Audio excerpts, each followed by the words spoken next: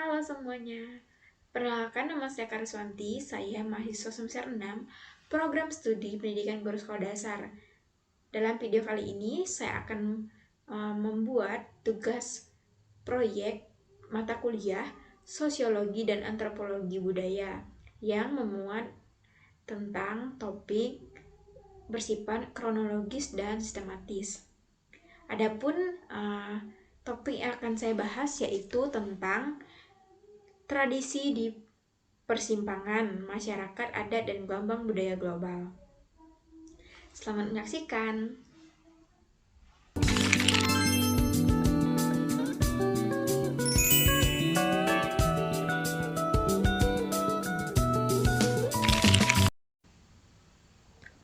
Di sebuah sudut hutan tropis, Kalimantan yang masih rimbun dan hijau, hidup sekelompok masyarakat adat yang selama ratusan tahun mempertahankan harmoni dengan alam dan leluhur mereka.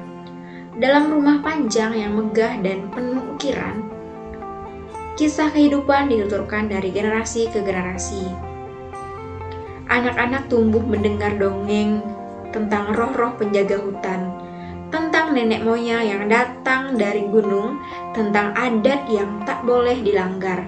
Disinilah nilai, norma, dan identitas dibentuk dan diwariskan. Namun, dunia terus berubah. Jalan aspal mulai menembus hutan. Menara sinyal mulai menjulang.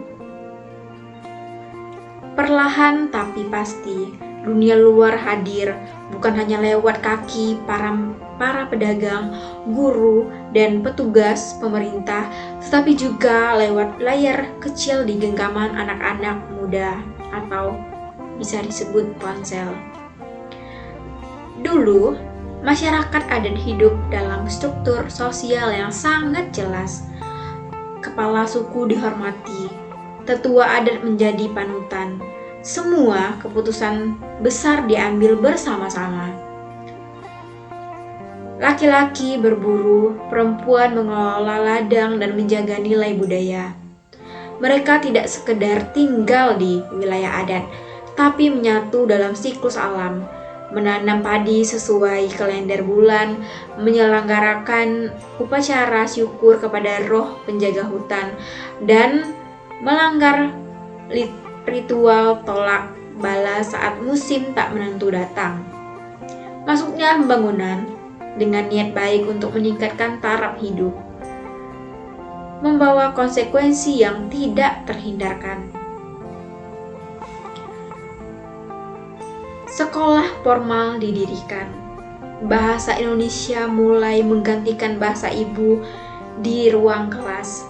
Para guru dari komunitas membawakan kurikulum nasional yang tidak mengenal kisah legenda lokal. Anak-anak belajar tentang pahlawan nasional, tetapi tidak lagi hafal cerita asal-usul kampung mereka sendiri. Ekonomi mulai bergeser. Sistem barter pelan-pelan digantikan dengan transaksi uang. Pasar modern masuk ke desa. Produk instan menggantikan makanan tradisional. Kopi saset menggusur kopi sangrai buatan nenek. Ketika internet masuk, perubahan makin cepat dan drastis. Media sosial memperkenalkan budaya populer dari berbagai belahan dunia. Anak-anak muda mulai menyukai K-pop, menonton konten YouTube, membuat TikTok dengan musik dan gaya urban. Mereka mulai mempertanyakan apakah adat itu masih penting? Mengapa harus mematuhi aturan nenek moyang yang tidak mereka pahami?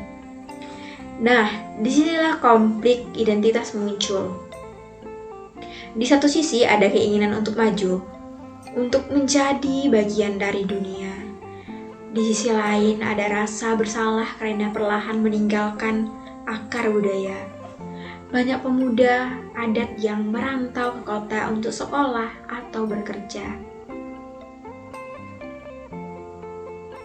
Mereka pulang hanya sesekali saat ada acara adat besar, Rumah panjang yang dulu penuh tawa kini mulai sepi.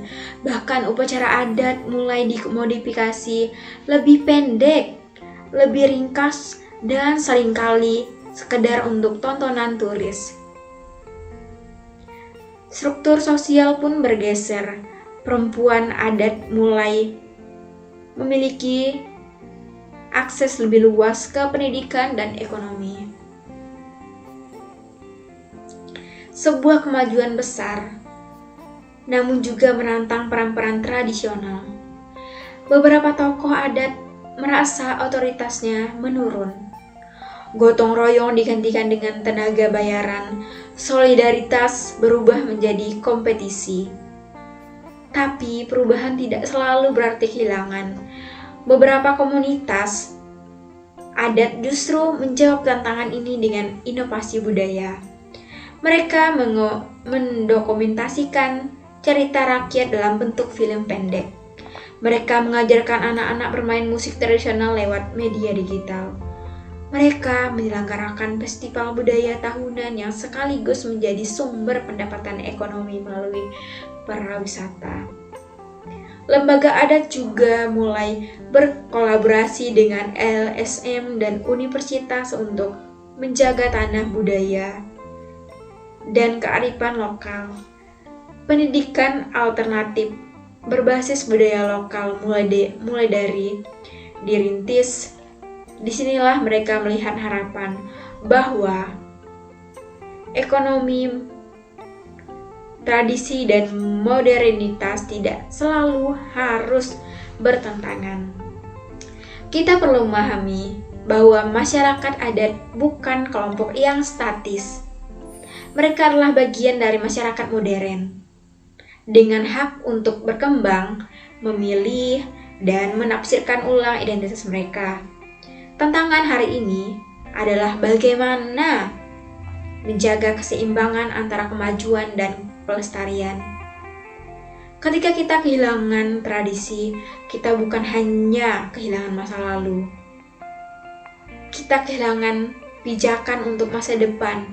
Identitas bukanlah sesuatu yang diwariskan begitu saja, tetapi sesuatu yang harus dipelihara, direnungkan, dan dimaknai kembali. Mari kita renungkan apa yang bisa kita lakukan sebagai bagian dari masyarakat. Apakah kita akan menjadi penonton yang diam saja tradisi satu demi satu, ataukah kita akan menjadi bagian dari upaya pelestarian dan pemberdayaan budaya lokasi? Karena itu, di tengah gemuruh globalisasi, suara akar rumput tetap perlu ditegar, perlu didengar. Dan kisah-kisah dari Rumah Panjang Kalimantan tidak boleh hanya menjadi catatan sejarah, tetapi harus terus hidup, bergerak, dan bermakna di hati generasi hari ini dan esok. Terima kasih.